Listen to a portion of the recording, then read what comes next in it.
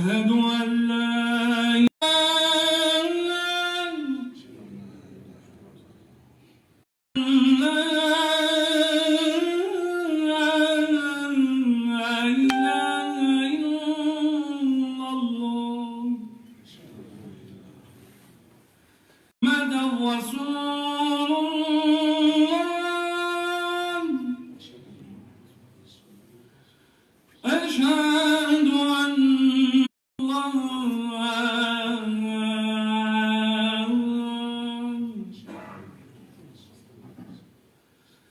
حي على الصلاة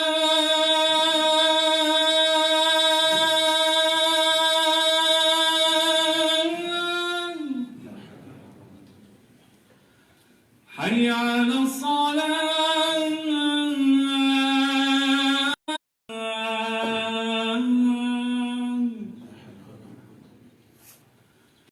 حي على الفلاح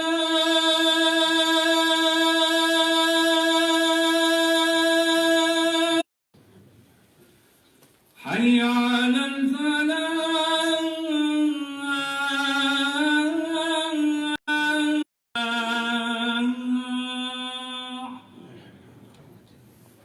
الله أكبر الله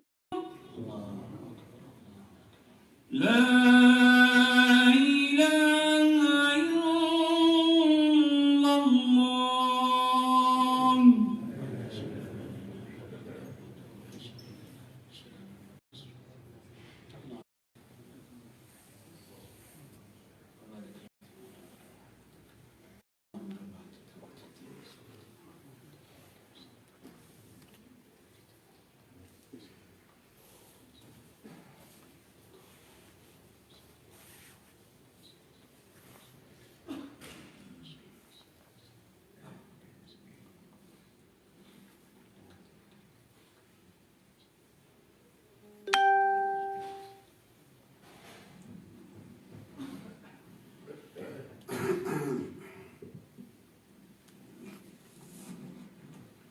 إن الحمد لله نحمده ونستعينه ونستغفره ونعوذ بالله من شرور أنفسنا وسيئات أعمالنا من يهده الله فلا مضل له ومن يضلل فلا هادي له وأشهد أن لا إله إلا الله وحده لا شريك له وأشهد أن سيدنا ونبينا محمدا عبد الله ورسوله بعثه الله بالهدى ودين الحق ليظهره على الدين كله ولو كره المشركون فبلغ الرسالة وأدى الأمانة ونصح الأمة ودعا إلى الله بالحكمة والموعظة الحسنة وجاهد في الله حق جهاده وعبد ربه حتى أتاه اليقين فصلى الله عليه وعلى آله وأصحابه والتابعين ومن تبعهم بإحسان إلى يوم الدين وسلم تسليما كثيرا. أما بعد، عباد الله، أوصيكم ونفسي بتقوى الله عز وجل، واعلموا رحمكم الله أن الله سبحانه وتعالى بفضله ومنه يمن على عباده بمواسم للخيرات. في هذه المواسم يزدادون قربا من الله سبحانه وتعالى ويرفعهم الله سبحانه وتعالى عنده درجة ويضاعف في حسناتهم. إخوتي الكرام، في أيام قلائل سيحل علينا ضيف كريم عزيز، يجب علينا أن نستقبل هذا الضيف بحفاوة وتكريم وأن نستبشر بقدومه، لأنه ضيف يحل علينا لرفع درجاتنا ومحو سيئاتنا ولكي يضاعف الله سبحانه وتعالى الحسنات مع هذا الضيف. فلذلك يجب أن نستبشر بقدوم هذا الضيف. كان رسول الله صلى الله عليه وسلم يبشر أصحابه بقدوم هذا الضيف عليهم. عن أبي هريرة رضي الله عنه قال رسول الله صلى الله عليه وسلم يبشر أصحابه بقدوم رمضان، فيقول: أتاكم رمضان شهر مبارك فرض الله عليكم الصيام فيه تفتح أبواب السماء وتغلق أبواب الجحيم وتغل مردة الشياطين، ولله فيه ليلة خير من 1000 شهر، من حرم خيرها فقد حرم. أخرجه النسائي. يعني الرسول صلى الله عليه وسلم يبشر أصحابه بقدوم هذا الشهر الفضيل لكي يستعدوا ليتنافسوا ويتسابقوا في الخيرات واكتساب الدرجات.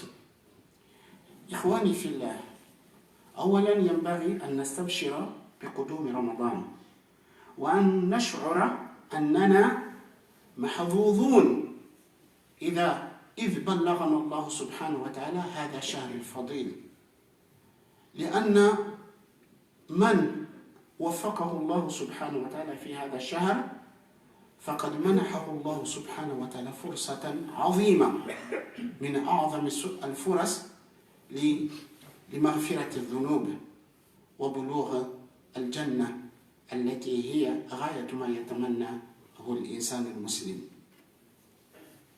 فشهر رمضان شهر فضيل، شهر المغفرة، يعني الفرص التي تتاح للإنسان المسلم لمغفرة ذنوبه في هذا الشهر كثيرة جدا. يقول رسول الله صلى الله عليه وسلم في الحديث الذي رواه البخاري ومسلم: من صام رمضان إيمانا واحتسابا غفر له ما تقدم من ذنبه، ومن قام رمضان إيمانا واحتسابا غفر له ما تقدم من ذنبه، ومن قام ليلة القدر إيمانا واحتسابا غفر له ما تقدم من ذنبه. الصيام يكفر السيئات ومغفرة للذنوب، وقيام الليل في الصلاة مغفرة للذنوب، وقيام ليلة القدر مغفرة للذنوب. فلذلك من لم يغفر له في رمضان فهو محروم ومشؤوم، عليه شؤم الإنسان الذي لا يغفر له في رمضان. عن أبي هريرة رضي الله عنه قال: صعد رسول الله صلى الله عليه وسلم على المنبر فقال: آمين آمين آمين. فقيل: يا رسول الله، صعدت المنبر فقلت آمين آمين، على ما أمنت؟ فقال رسول الله صلى الله عليه وسلم: أتاني جبريل عليه الصلاة والسلام فقال: يا محمد، من أدرك رمضان فمات فلم يغفر له فدخل النار فأبعده الله، قل آمين. فقلت آمين. فقال: من أدرك أبويه أو أحدهما ولم يبرهما فمات فدخل النار فأبعده الله، فقل آمين. فقلت آمين. فقال: من ذكرت عنده ولم يصلي عليك فمات ودخل النار فأبعده الله، فقل آمين. فقلت آمين. إذن إخوتي في الله، كما رأيتم الفرص التي تتاح للإنسان المسلم للمغفرة في شهر رمضان فرص عظيمة وفرص كثيرة. وروى الإمام أحمد في مسنده عن أبي هريرة رضي الله عنه قال: قال رسول الله صلى الله عليه وسلم: أعطيت أمتي في رمضان خمس خصال لم تؤتهن أمة قبلها. يعني الله سبحانه وتعالى فضل هذه الأمة لفضل رسولها ولفضل نبيها محمد صلى الله عليه وسلم. أعطيت أمتي في رمضان 5 خصال لم تؤتهن أمة قبلها: خلوف فم الصائم أطيب عند الله من ريح المسك، وتستغفر لهم الملائكة حتى يفطروا، ويزين الله كل يوم جنة، ويقول: يوشك عبادي الصالحون أن يلقوا عنهم المؤنة والأذى ويسيروا إليك، وتصفد فيه مرضة الشياطين فلا يخلصون فيه إلى ما كانوا يخلصون، ويغفر لهم في آخر ليلة. قيل يا رسول الله أهي ليلة القدر؟ قال لا، إنما يوفى الأجير أجره إذا قضى عمله. صيام يكفر السيئات، قيام يكفر السيئات، قيام ليلة القدر يكفر السيئات. الملائكة عباد الله المكرمون المقربون يستغفرون للصائمين حتى يفطروا ويغفر لهم في آخر ليلة. والمغفرة هي تأشيرة الدخول في الجنة. من قابل الله سبحانه وتعالى ولم يغفر له فلن يدخل الجنة. لكي تدخل الجنة تحتاج إلى مغفرة الله سبحانه وتعالى. فلذلك عندما ينادي الله سبحانه وتعالى عباده بالمسارعة إلى الجنة يناديهم إلى المغفرة أولا. وسارعوا إلى مغفرة من ربكم، ما قال وسارعوا إلى الجنة، وإنما قال وسارعوا إلى مغفرة من ربكم وجنة عرضها السماوات والأرض أعدت للمتقين. إذن فهذا الشهر مقبل علينا، يجب علينا أن نستقبله بما يليق بهذا الشهر، بما يليق بهذا الفضل وهذه النعمة التي امتن الله سبحانه وتعالى علينا به. Louange à Allah. Nous le louons, nous implorons son aide et son assistance. Quiconque Allah le guide, nul ne peut l'égarer. Et quiconque Allah l'égare, nul ne peut le guider. J'atteste qu'il n'y a point de divinité à part Allah, unique sans aucun associé. Et j'atteste que Muhammad sallallahu alayhi wa sallam est le serviteur d'Allah et son messager qu'il a envoyé avec la guidance et la religion de la vérité afin de la faire triompher sur toute autre religion en dépit de l'inversion des polythéistes. Il a transmis en toute honnêteté le message de son Seigneur. Il a été sincère envers sa communauté. Il appela à Allah avec la sagesse et la bonne exhortation.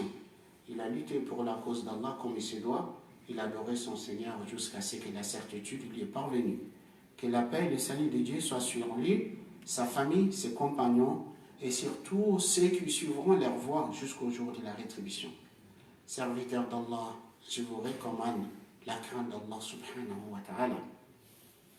Allah subhanahu wa ta'ala, par son extrême bonté, sa bienveillance et sa grâce, accorde à ses serviteurs croyants des grandes occasions de bienfaisance, des occasions qui permettent d'expier leurs péchés, de les élever de degrés, de gagner la proximité d'Allah subhanahu wa ta'ala. Parmi ces occasions, il y a le mois de Ramadan. Bientôt, ce hôte honorable et honoré va arriver chez nous. Bientôt, nous allons accueillir un invité honorable et honoré. Et cet invité, nous devrons l'accueillir d'une manière avec la joie. Nous devrons l'accueillir avec la joie et le bonheur. Nous devrons l'accueillir convenablement. Car cet invité vient pour effacer nos péchés, pour nous permettre d'obtenir le pardon d'Allah, pour gagner la proximité d'Allah. Cet invité, c'est le mois de Ramadan. Donc nous devrons nous réjouir, nous devrons être heureux et contents de l'arrivée du mois de Ramadan. Comme le prophète sallallahu alayhi wa sallam et ses compagnons, ils étaient. Le prophète sallallahu alayhi wa sallam avait l'habitude d'annoncer la bonne nouvelle à ses compagnons pour qu'ils se réjouissent de l'arrivée du mois de Ramadan. Abu Huraira radiallahu anhu, il dit, le prophète sallallahu alayhi wa sallam, en annonçant l'arrivée du mois de Ramadan à ses compagnons, le prophète leur dit, le mois de Ramadan, vous êtes arrivés, vous êtes venus, le mois de Ramadan, vous êtes venus. Un mois béni. Dieu vous a prescrit le jeûne de ce mois. Et en ce mois, on ouvre les portes des cieux et on ferme les portes de l'enfer. On enchaîne les rebelles parmi les démons. Allah a pendant ce mois une nuit qui est meilleure que 1000 mois. Quiconque a été privé de bien de cette nuit, vraiment c'est quelqu'un de damné. C'est-à-dire une personne qui va être privée de faveur de grâce du mois de Ramadan, c'est une personne damnée, une personne malheureuse. Car le mois de Ramadan est une réelle chance, est une grande faveur, un grand bienfait. Raison pour laquelle nous devrons être heureux et contents et nous devrons montrer notre joie, notre bonheur. Nous devrons nous ressentir privilégiés si Allah nous donne la chance et l'occasion de vivre le mois de Ramadan. Car le mois de Ramadan, c'est le mois de pardon. Les occasions que Allah nous donne pour se faire pardonner sont multiples. Le prophète sallallahu alayhi wa sallam nous dit: quiconque qui jeûne le mois de Ramadan, animé par la foi et l'espoir de la récompense auprès d'Allah, c'est-à-dire il jeûne vraiment sincèrement, il ne jeûne que pour obtenir le mérite et la récompense que Allah a promis à ses serviteurs. Animé par la foi et l'espoir de la récompense auprès d'Allah, on lui pardonnera ses péchés passés. Et quiconque qui prie les nuits de Ramadan, on lui pardonnera ses péchés passés. Et quiconque qui prie la nuit de Laylatul Qadr, on lui pardonnera ses péchés passés. Voyez, subhanallah, le fait de jeûner, ça permet d'être pardonné. Prier les nuits de Ramadan, ça permet d'être pardonné. Prier la nuit de Laylatul Qadr, ça permet d'être pardonné.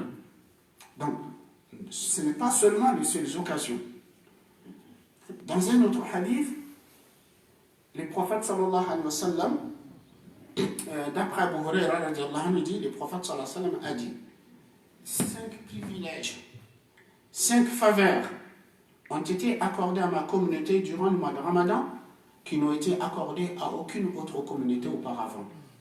Voyez, subhanallah, cette communauté, la communauté de Muhammad sallallahu alayhi wa sallam, est une communauté préférée d'Allah, une communauté privilégiée par Allah subhanahu wa ta'ala. 5 faveurs, 5 privilèges ont été accordés à ma communauté durant le mois de Ramadan qui n'ont été accordés à aucune autre communauté auparavant.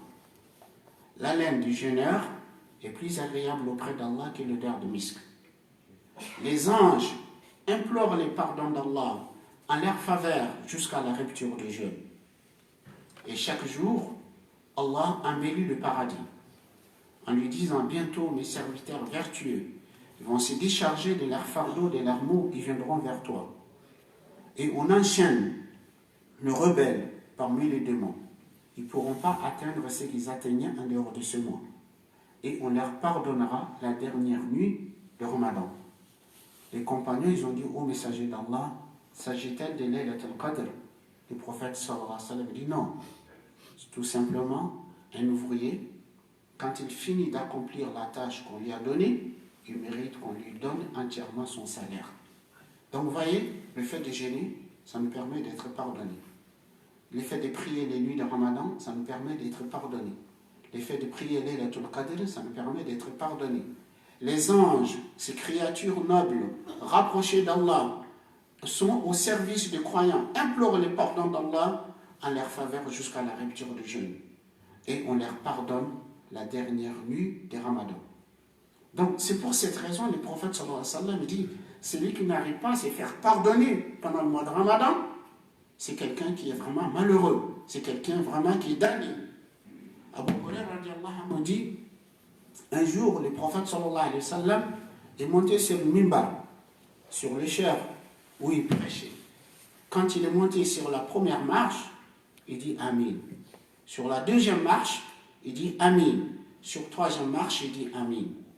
Et les compagnons, ils ont dit: ô messager d'Allah, nous t'avons entendu, nous t'avons vu dire Amin. Pourquoi tu disais Amin? Le prophète sallallahu alayhi wa sallam dit: c'est Jibril qui m'est venu il y a quelques instants.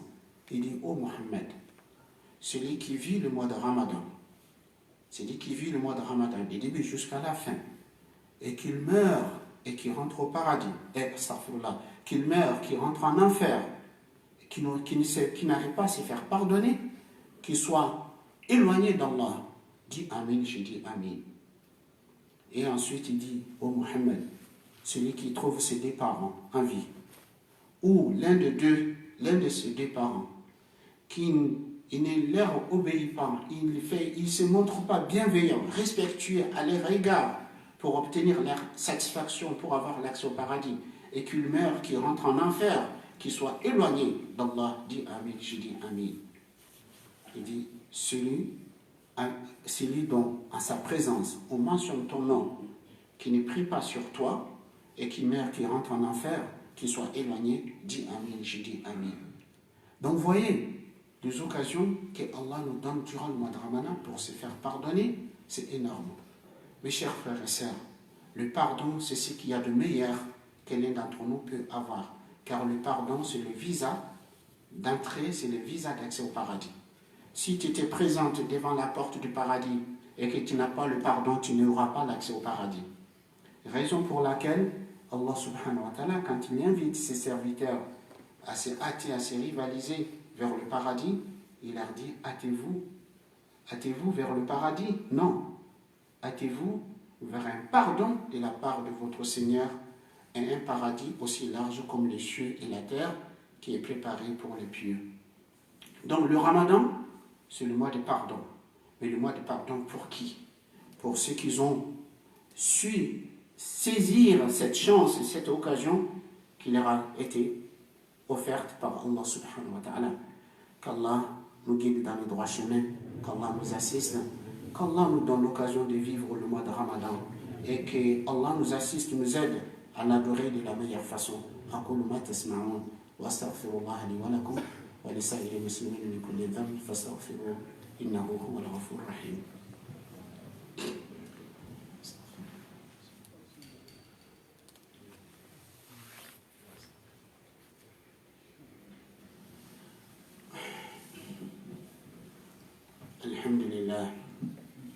الحمد لله حمد الشاكرين أحمده على آلائه وأشكره على جزيل إنعامه أشهد أن لا إله إلا الله ولي الصالحين وأشهد أن سيدنا ونبينا محمدا عبد الله ورسوله صلى الله عليه وعلى آله وصحبه وسلم تسليما.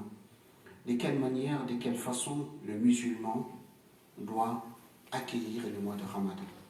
Comme je vous disais, on doit accueillir le mois de Ramadan avec joie, avec bonheur.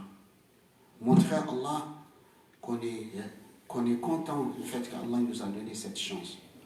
On doit se montrer, on doit estimer cette chance, cette faveur, cette grâce qui nous est accordée par Allah, on doit l'estimer à sa juste valeur. Car lorsque Allah t'accorde un bienfait, une faveur, si tu ne l'estimes pas à sa juste valeur, tu ne pourras pas en profiter comme il se doit. Donc, il faut être conscient des mérites, des valeurs du mois de Ramadan pour pouvoir en profiter. Donc, estimer cette chance à sa juste valeur. Donc, troisièmement, le fait de remercier Allah. Car si jamais nous avons l'occasion, la chance de vivre le Ramadan, ce n'est pas par quelconque mérite. Ce n'est pas parce qu'on a fait quoi que ce soit. C'est uniquement par la grâce d'Allah subhanahu wa ta'ala. Donc, nous devrons nous montrer reconnaissants envers Allah subhanahu wa ta'ala. Aussi, pour pouvoir tirer profit de cette chance et cette occasion, il faut avoir un plan d'action. Il faut planifier. Il faut avoir un plan d'action. Il faut savoir être intelligent, savoir profiter de ce moment qui va passer comme l'éclair. Il faut savoir optimiser ce temps, ce mois. Donc, pour optimiser ce mois, que faut-il faire? Il faut miser sur les œuvres les plus méritoires, les œuvres les plus importantes durant ce mois. Quelles sont les œuvres les plus méritoires durant ce mois? D'abord, le jeûne. Jeûner correctement. Il ne faut pas que ton jeûne soit uniquement le fait de t'abstenir de manger et de boire.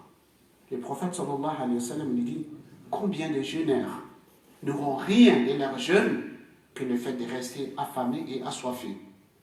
Donc, le jeûne que Allah veut de nous, ce n'est pas seulement le fait de se priver de l'eau et de la nourriture, mais quand tu jeûnes, tous les membres doivent jeûner de ce qui est interdit.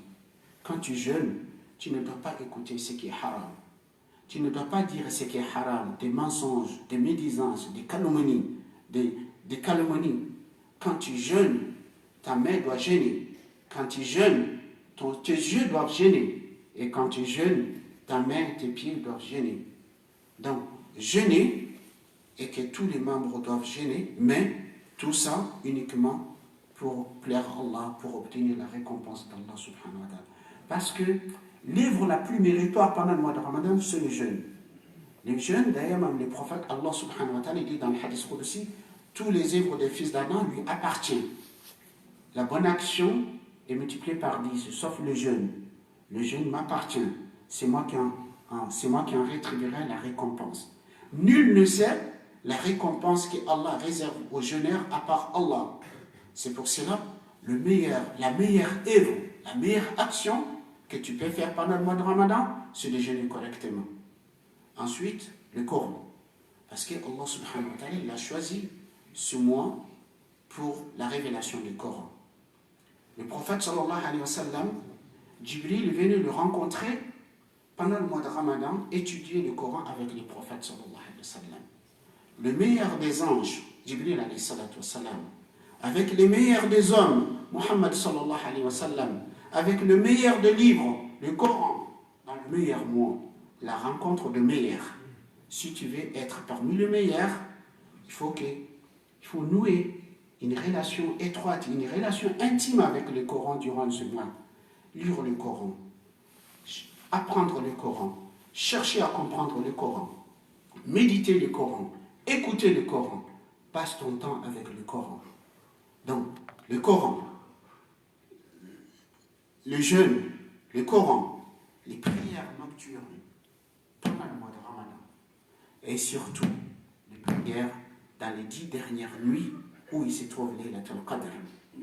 Et aussi, al-dhikr, wa-du'a, le fait de mentionner Allah, de l'invoquer, de l'implorer. Le mois de Ramadan, c'est un moment propice pour être exaucé. Insistez, demandez à Allah tout ce que vous souhaitez, tout ce que vous désirez. Vous avez plus de chance d'être exaucé. Le prophète sallallahu alayhi wa sallam, il nous dit que le jeûneur a une invocation qui n'est jamais rejetée par Allah.